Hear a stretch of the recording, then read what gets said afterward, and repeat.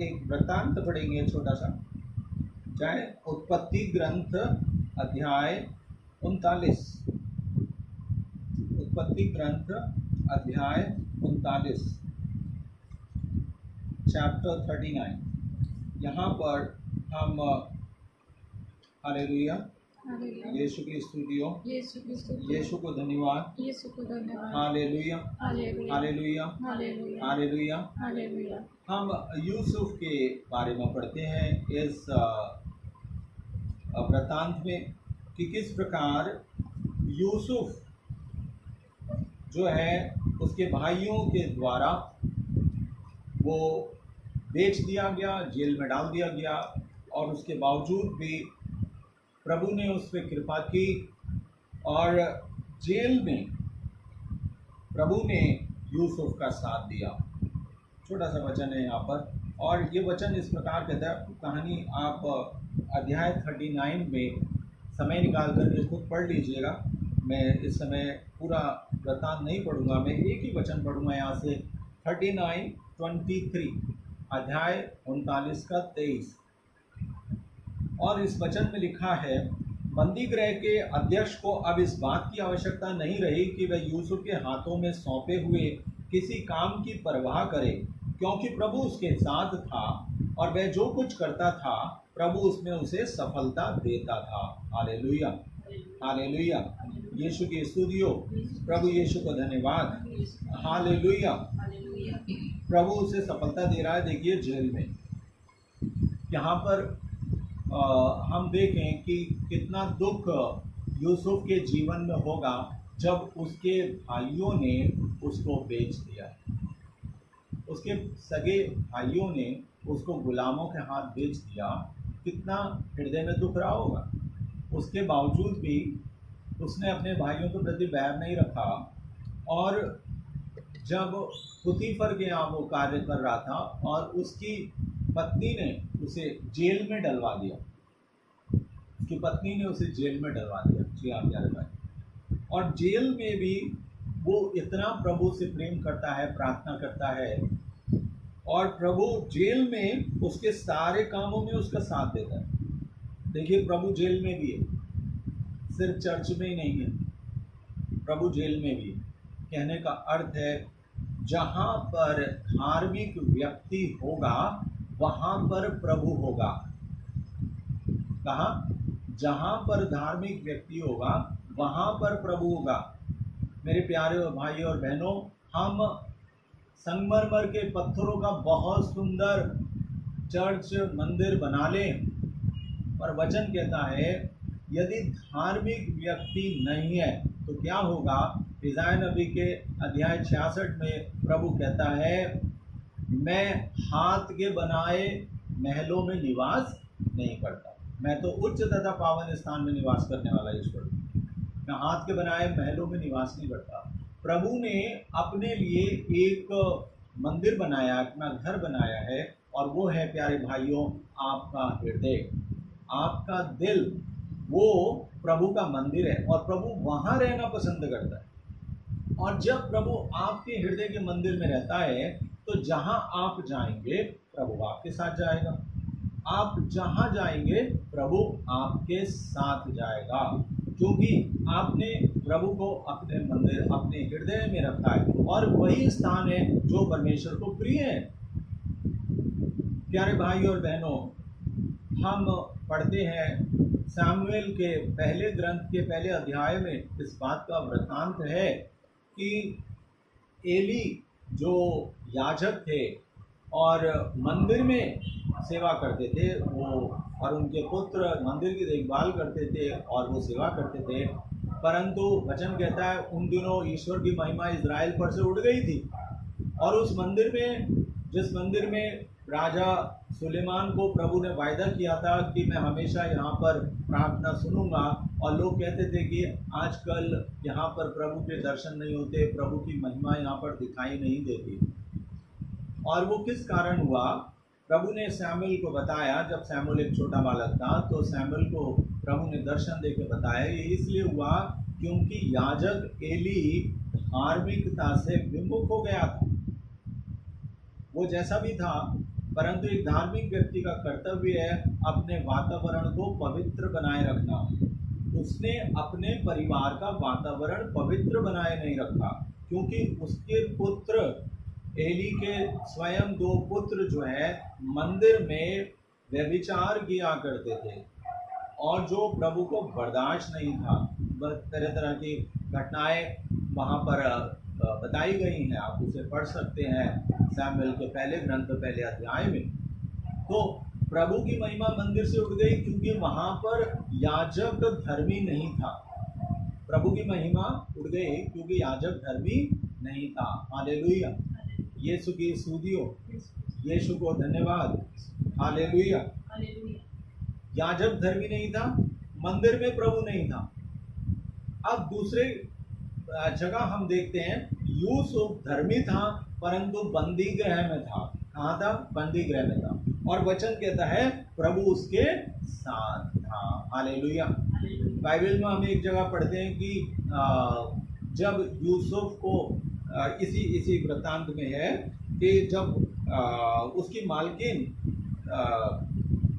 उसके प्रलोभन देती है, और इसी अध्याय के वचन 10 में लिखा है 39 के 10 में कि वह प्रतिदिन यूसुफ को प्रलोभन देती रही, परंतु उसने उसकी एक ना सुनी। हालेलुया, हालेलुया, यीशु की स्तुतियों।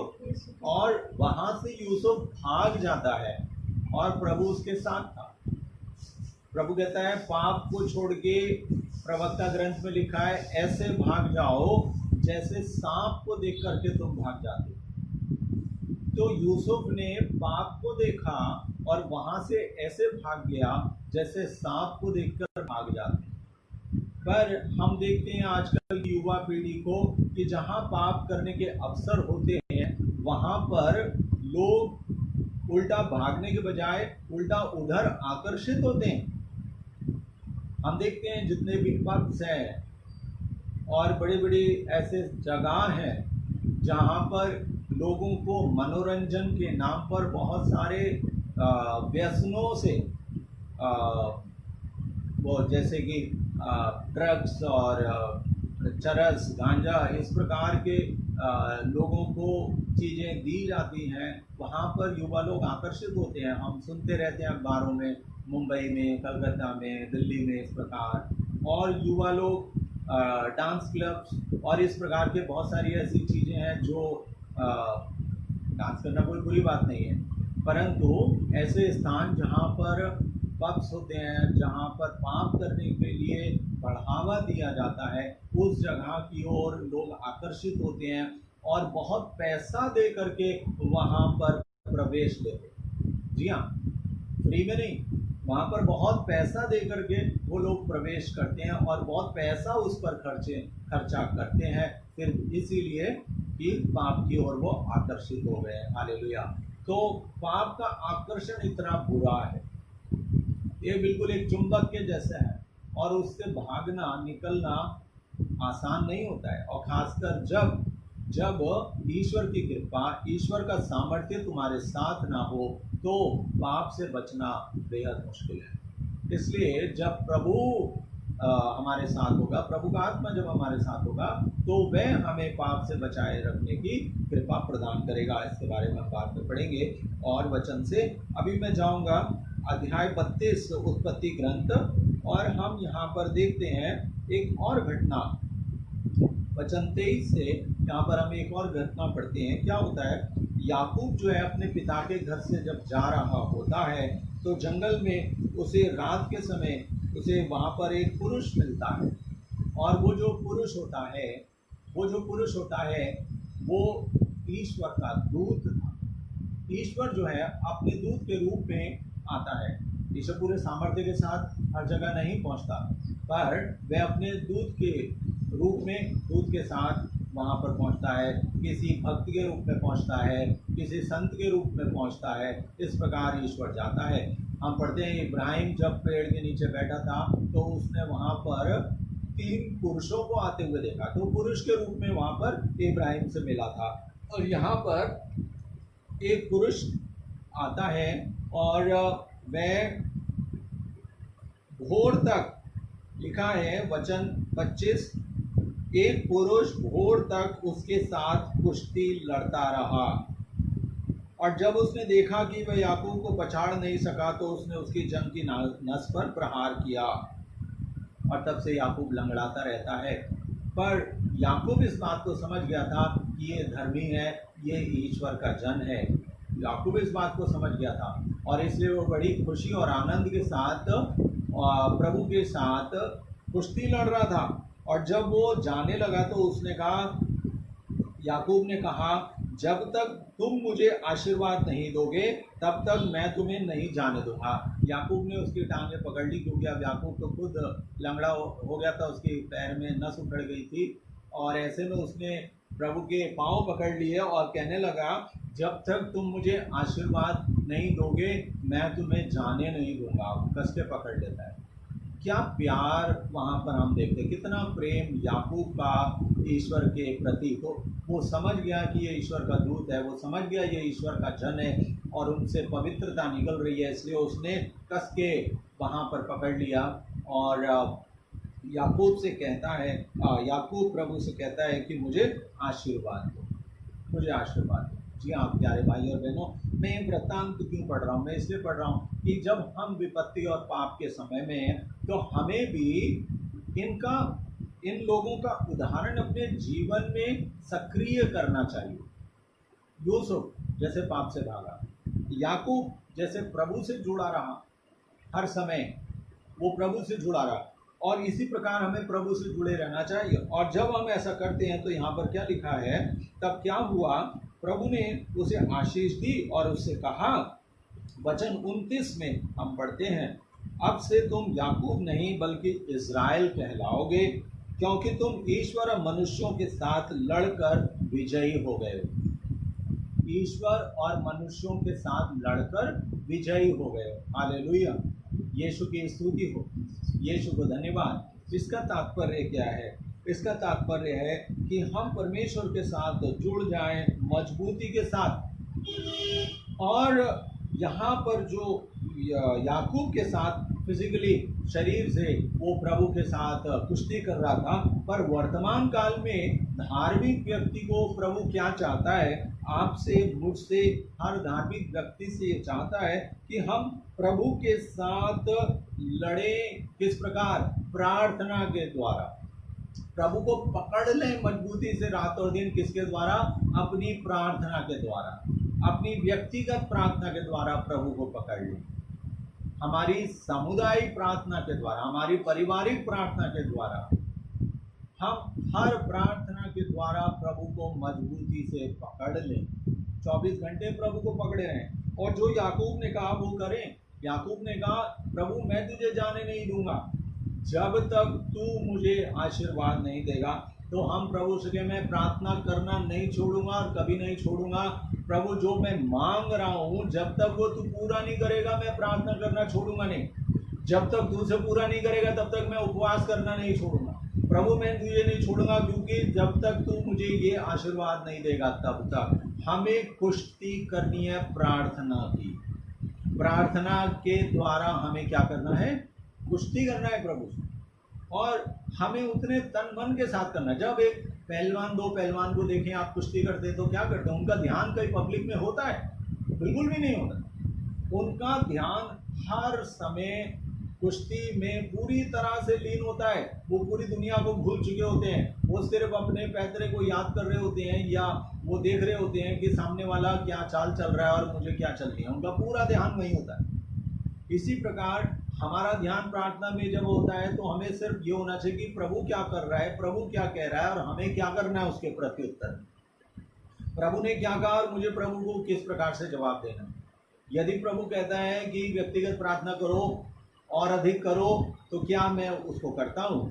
क्या मैं अपने जीवन में वो अनुसरण? इस प्रकार से प्रभु हमें बढ़ावा देता है। जब प्रभु हमें आत्मा के द्वारा प्रेरणा देता है कि बेटा उठ, तो हम उठ जाएं, प्रभु की बात सुन के और प्रार्थना करें, तो हम प्रभु का अनुसरण कर रहे हैं। प्रभु कभी कभी आपको प्रेरणा देगा, ये काम मत कर, अभी मोबाइल मत देख, बैठ के एक रोजरी कर, एक माला विनती कर, वचन पढ़, आपके हृदय में आएगा। और जब वो ऐसा आता है तो आप उसे छोड़ें। पर आप क्या है, अगर हम जबरदस्ती करें, नहीं आप भले ही कहते रहो, पवित्र आत्मा कुछ भी कहते रहे, मैं सुनने वाला नहीं हूँ, मैं तो अपना काम करे जाऊंगा, तो इसका मतलब हम उस कुश्ती में शामिल नहीं है, हम प्रार्थना में शामिल नहीं है, तब प्रभु हमें छोड़ के चले जाएगा। क्योंकि यहाँ पर याकूब ने पकड़ा हुआ था, हम भी प्रार्थना के द्वारा पकड़े रहेंगे, या नहीं पकड़ेंगे तो प्रभु छोड़ के चले जाएगा। हालेलुया। और जब प्रभु छोड़ के चले जाता है तो अंधकार आ जाता है। हालेलुया। और हम खतरे में पड़ जाते हैं। यदि प्रभु हमारे साथ नहीं रहेगा तो हम खतरों से नहीं बच पाएंगे। मैं कल स्मरण कर रहा था कि कितनी बार बचपन से लेके अब तक प्रभु ने मुझे बचाया है। अनगिनत बार, मैं बहुत ऐसे बड़े बड़े उदाहरण मेरे पास हैं। एक बार मैं जा रहा था किसी गांव में प्रार्थना करके, और मैं वापस अपने घर आ रहा था, बहुत समय पहले की बात है, और मैं साइकिल पर था, साइकिल से आ रहा था, और एक चढ़ाई के जगह पर एक ट्रैक्टर ट्रॉली जो गन्ने की जा रही थी, तो मैंने उस ट्रॉली को पीछे से पकड़ लिया कि चढ़ाई है, मुझे पैडल नहीं मारने पड़ेंगे, मैं आराम से जा रहा था। और जब इस प्रकार से मैं थोड़ी देर चला तो मेरे कानों में जोर से आवाज़ आई, प्रभु की इस ट्रॉली को छोड़ दे और यहाँ से भाग जा, पीछे से हट जा। तो मैं तुरंत ही हट गया, और मैं जैसे ही वहाँ से हटा तो क्या हुआ, वो ट्रॉली लुढ़क गई और पीछे की तरफ लुढ़की और सारे गन्ने ऊपर लुढ़क गए। और यदि मैं वहाँ एक सेकंड भी होता तो बचने की कोई संभावना नहीं थी। इतनी बड़ी ट्रॉली के नीचे कोई दब जाएगा तो क्या बचेगा। हालेलुया। मुझे किसने बचाया। और जब वो गिर गई तो मैं बाद में साइड में खड़े होकर प्रभु की स्तुति कर रहा था, और वहाँ पर पीछे से कुछ लोगों ने देखा तो वो आके कहने लगे कि तुम्हें तो भगवान ने ही बचाया, नहीं तो तुम्हारे बचने के कोई चांस नहीं। ये कैसे हो गया, ये चमत्कार हो गया। क्योंकि उस गांव में जब मैं प्रार्थना करके आया था, उस गांव में तो हमने एक दुष्ट आत्मा से ग्रस्त स्त्री को चंगा होते हुए देखा। प्रभु की कृपा के द्वारा हमने प्रार्थना की, और मेरे साथ एक भाई थे अशोक, और हम दोनों वहाँ पर थे। और जब मैंने प्रार्थना की और वो दुष्ट आत्मा उस स्त्री से निकल गई, वो चंगी हो गई, तो शैतान जो था वो चिढ़ गया था, और वो बहाना या मौका ढूंढ रहा था हमें सताने का, और इसीलिए उसने ऐसा किया। तो शैतान हमेशा पेत्रुस के पत्र में लिखा है, वो दहाड़ते हुए सिंह की नाई तुम्हारे पीछे घूमता रहता है। तो वो हर समय हमें चौकन्ना रहना पड़ता है, क्योंकि वो कभी भी हमें फाड़ खाने के लिए तैयार रहता है। Hallelujah, hallelujah. यीशु की स्तुतियो, यीशु को धन्यवाद। Hallelujah, hallelujah. यीशु की स्तुतियो, यीशु को धन्यवाद। पहला पत्रस अध्याय 3 वाक्य 14 निकाले। पहला पेत्रुस का पत्र और उसका अध्याय 3 और वाक्य 14 में आप पढ़ेंगे तो आपको मिलेगा, प्रभु कहता है कि यहाँ पर वचन में लिखा है कि यदि तुम पछताते हो, इफ यू आप अगर परीक्षा में, परेशानियों में, दुखों में पड़ जाते हो तो प्रभु तुम्हारा साथ देगा, और तुम्हारे दुख तकलीफों में तुमको छोड़ेगा नहीं। हालेलुया। यीशु की स्तुति हो, यीशु को धन्यवाद। हालेलुया। वचन पढ़े। हालेलुया। यीशु की स्तुति हो, यीशु को धन्यवाद। ओके, मैं पढ़ता हूँ। यहाँ पर इस प्रकार लिखा है, यदि ईश्वर की यही इच्छा है तो बुराई करने की अपेक्षा भलाई करने के कारण दुख भोगना कहीं अच्छा है।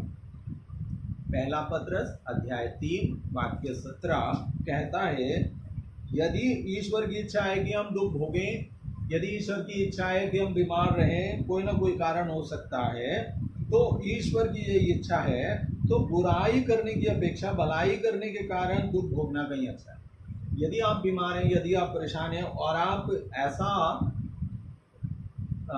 अच्छी जीवन जीने के बावजूद आपको ये मिल रहा है, एक तो पापी अगर दुष्ट भोग रहा है, दंड भोग रहा है, तो उसे परिवर्तन के लिए दुख मिल रहा है ताकि वो पश्चाताप करे और परिवर्तन आए। मान लीजिए आप पूर्ण रूप से धार्मिक हैं और तब भी आप दुख भोगते हैं, तो आप प्रभु को धन्यवाद दें और कहें कि हम प्रभु को धन्यवाद दें, क्योंकि जो दुख प्रभु ने हमें दिया है उसके कारण प्रभु हमारे जीवन में भलाई उत्पन्न कर रहा है और ये अच्छा है। हालेलुया, यीशु की स्तुति हो।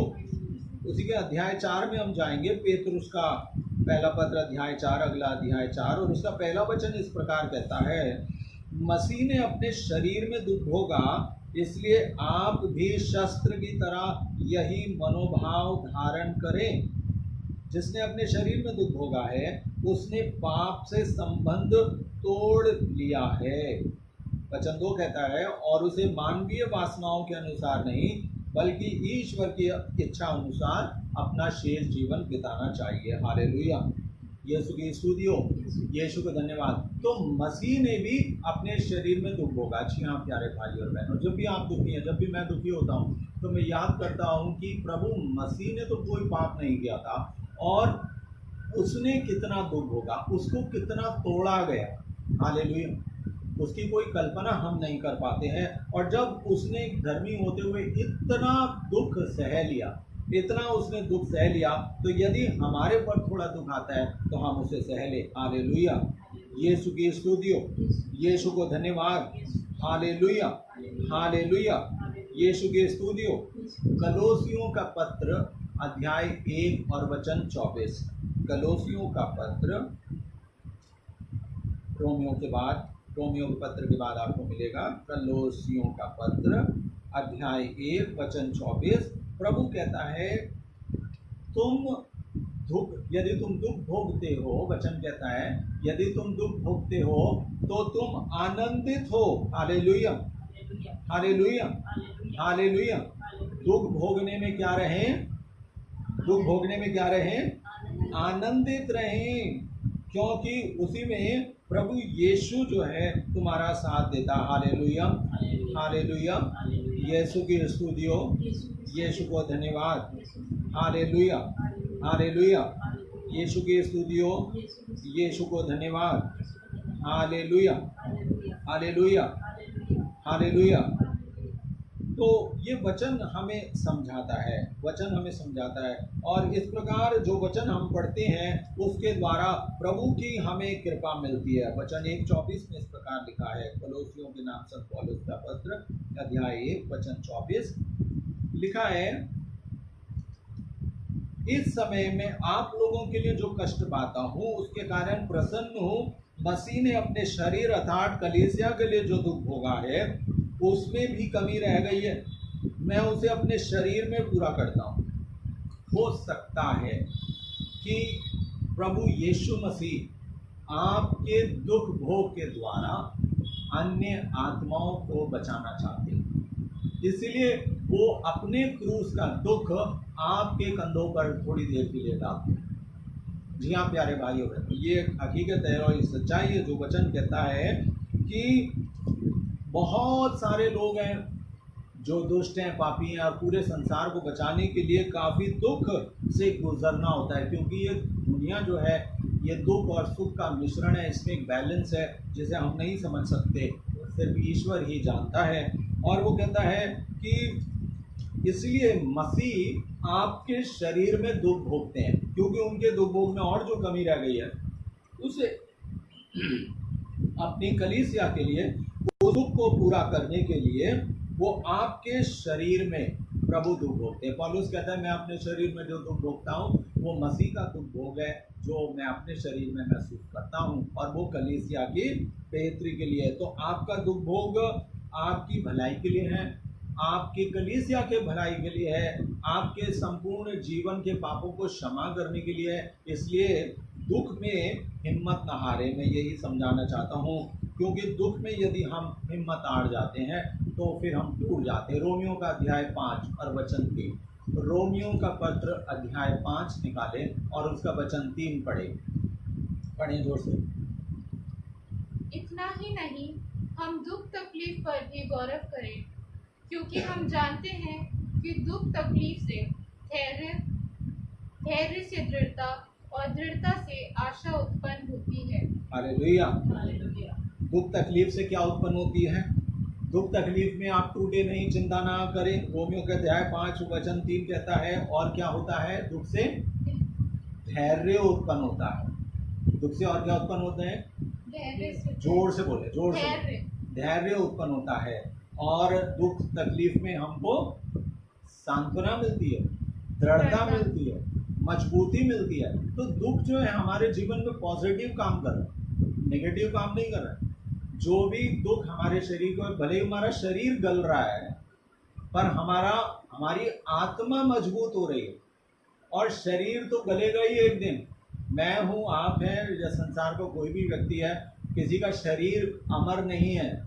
सबका शरीर गलेगा एक दिन, वो तो गलना ही गलना है, उसे तो समाप्त होना ही है।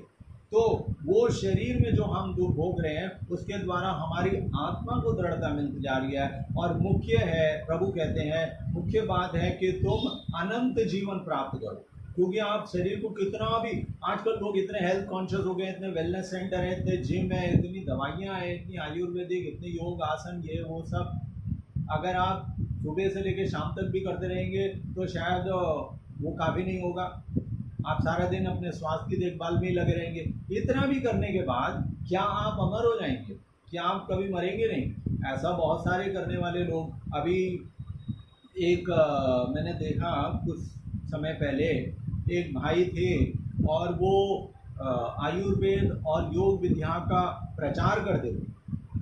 और वो बताया करते थे, क्योंकि मैंने भी कभी उनके व्हाट्सएप वीडियोस देखे थे, और वो कहते थे यदि आप ये वाला आसन करेंगे और ये आप प्रतिदिन ये आयुर्वेद की दवाई खाएंगे तो आप लंबी आयु, दीर्घ आयु मिलेगी आपको, और ऐसा रहेगा।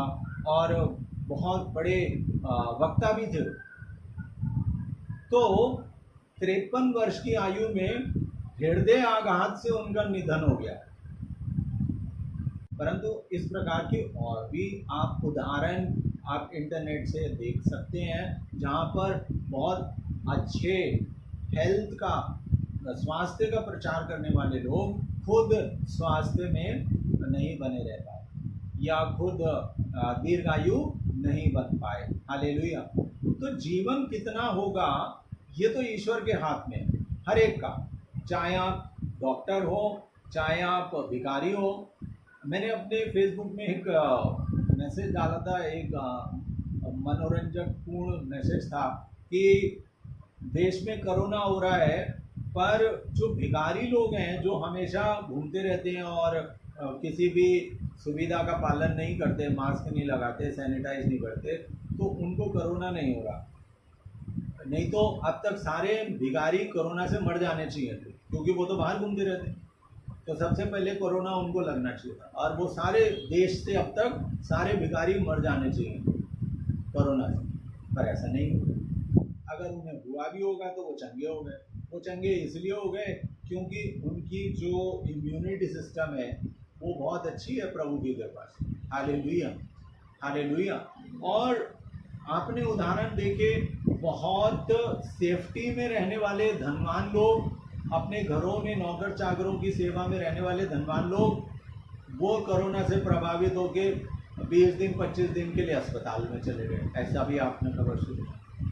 तो प्रभु जिसको चाहता है पीड़ित होना, वो पीड़ित होगा। तो हम कितनी भी सावधानी बरतें, कितनी भी मेहनत करें, हम अपने जीवन को सुरक्षित नहीं रख पाएंगे। प्रभु ने कहा है हम अपने जीवन को सुरक्षित नहीं रख पाएंगे। तो जीवन तो बीमार हो गई, जीवन तो समाप्त हो गई, पर इसलिए प्रभु कहते हैं कि तुम्हें जीवन जो दिया गया है इसमें एक काम करो, अपनी आत्मा की मुक्ति कमा लो, प्रभु को जान लो, प्रभु को प्यार करो। यही तुम्हारे जीवन का मूल है, महत्व है। इसीलिए यदि हमने जीवन में इसको पा लिया और ये हमने काम कर लिए, तो हमारे जो दुख हैं वो हमारे लिए उद्धार का कारण बन जाएंगे। और वो प्रभु हमसे कहता है, वो प्रभु जो है वो बहुत ही दयालु प्रभु है, एक पिता के समान है। जब हम उससे जुड़े रहते हैं, जैसे मैंने प्रारंभ में कहा कि जब हम प्रभु से प्रार्थना की पुष्टि करते रहेंगे तो क्या होगा, प्रभु हम पे दया करेगा, क्योंकि वो दया करने के लिए सदा तत्पर रहता है। उसके दिल में पिता का प्यार है, तो वो हमें बीमारी से भी चंगा करेगा, वो हमारी समस्याओं से भी निजात दिलाएगा। पर इसका मतलब मैं ये नहीं कह रहा हूँ कि अगर आपने प्रार्थना करना शुरू किया तो आप कभी बीमार नहीं पड़ेंगे। मैं भी बहुत बीमार होता हूँ, बहुत बेचैन भी हो जाता हूँ, पर हम प्रभु की कृपा से ही जीवित रहते हैं और आगे बढ़ते रहते हैं। हालेलुया। और प्रभु हमें दीर्घायु प्रदान करेगा। स्तोत्र ग्रंथ अध्याय 91 में हम वचन 14 से आगे पढ़े, उसमें प्रभु ने सारे 7 आशीर्वाद दिए हैं, वो हमारे जीवन में पूरे होंगे। Hallelujah, hallelujah. दूसरा इतिहास ग्रंथ निकाले, दूसरा इतिहास ग्रंथ और अध्याय 7 और उसका वचन 14। दूसरा इतिहास ग्रंथ अध्याय 7 और उसका वचन 14। जब सुलेमान ने मंदिर बनाया तो प्रभु ने बड़े महिमा के साथ वहाँ दर्शन दिए और ये वचन वहाँ पर कहे, और हमेशा के लिए वचन अमर है। प्रभु कहते हैं मेरा वचन अमर है, वो मुझसे निकल के खाली नहीं, वो आदि काल के लिए प्रभु का वचन सत्य प्रमाणित हो जाता है। जब भी आप बाइबल पढ़ें विश्वास के साथ तो कहें कि ये वचन आज प्रभु मुझसे बोल रहा है, क्योंकि प्रभु के मुख से जो वचन निकल जाता है वो अनंत काल के लिए कानून बन जाता है। ये बात को आप याद रखें। और वचन यहाँ पर कहता है 14, तब यदि मेरी अपनी प्रजा विनय पूर्वक प्रार्थना करेगी, मेरे दर्शन चाहेगी और अपना कुमार्ग छोड़ देगी, तो मैं स्वर्ग से उसकी सुनूंगा, उसके पाप क्षमा करूंगा और उसके देश का कल्याण करूंगा। हालेलुया। यीशु की स्तुति हो, यीशु को धन्यवाद। दाहिना हाथ उठाए और मेरे पीछे इस वचन को बोले। प्रभु का वचन कहता है तब यदि मेरी अपनी प्रजा विनय पूर्वक प्रार्थना करेगी, मेरे दर्शन चाहेगी और अपना कुमार्ग त्याग देगी, तो मैं स्वर्ग से उसकी सुनूंगा, उसके पाप क्षमा करूंगा और उसके देश का कल्याण करूंगा। Hallelujah, hallelujah. यीशु की स्तुति हो। वचन बहुत सुंदर वचन प्रभु ने हमें दिए कि जब हम प्रार्थना करेंगे, अपना कुमार्ग त्याग देंगे, तो प्रभु स्वर्ग से हमारी प्रार्थना सुनने वाला है। हमारा प्रभु ऐसा नहीं है जो चले गया और उसके बाद उसका कोई लिंक हमसे नहीं है। वो प्रभु प्रतिदिन 24 घंटे, जैसे आजकल फैशन है 24x7, वो हमसे लिंक रखता है। और जब भी हम उससे प्रार्थना करेंगे तो प्रभु स्वर्ग से हमारी सुनेगा। तो आज यदि आप बीमार हैं, आज यदि आप परेशान हैं, आप यदि किसी प्रकार की परेशानी में हैं, तो इस विश्वास पर, वचन पर विश्वास के साथ आज हम प्रार्थना करेंगे। वचन पर विश्वास के साथ कि प्रभु तूने कहा है जब हम तुझसे प्रार्थना करेंगे विनय पूर्वक प्रार्थना। कैसी प्रार्थना? विनय पूर्वक, पूरे हृदय से निकलने वाली दीन प्रार्थना जब हम प्रभु से करेंगे तो प्रभु हमारी सुनेगा, वो हम पर दया करेगा, वो हम पर दया अवश्य करेगा। और प्रभु ने कहा है वो हमारे देश का कल्याण करेगा। हम तो थोड़े से लोग हैं, हम प्रार्थना करेंगे, परंतु प्रभु हमारी प्रार्थना के कारण सारे देश का कल्याण करेगा। तो यदि आप अपने देश के लिए प्रार्थना करना चाहते हैं तो मेरे साथ जुड़ जाइए, क्योंकि हम सिर्फ अपने लिए नहीं, अपने लिए नहीं, यदि आप अपने लिए प्रार्थना करते हैं सिर्फ, तो आप कहीं ना कहीं आप सेल्फिशनेस से भरे हुए हैं, आप स्वार्थ से भरे हुए हैं, जो सिर्फ अपने लिए प्रार्थना कर रहे हैं। इसलिए हम पूरे देश के लिए प्रार्थना करें, बल्कि पूरे विश्व के लिए प्रार्थना करें, सारी मानव जाति के लिए प्रार्थना करें। इसलिए हमारे पास टाइम ही नहीं है अन्यत्र कामों को करने के लिए, क्योंकि हमें हर समय दूसरे लोगों के लिए, जो बहुत मिलियंस हैं, उनके लिए प्रार्थना करनी है। तो हम प्रार्थना करते रहें, प्रभु से लगातार पुष्टि करते रहें, और इसी प्रार्थना की पुष्टि के द्वारा आप अपने आप को बचा पाएंगे, अपने परिवार को बचा पाएंगे, सारे देश और विश्व को बचा पाएंगे। तो आइए मेरे साथ जुड़ करके हम प्रार्थना स्तुति करें। हालेलुया।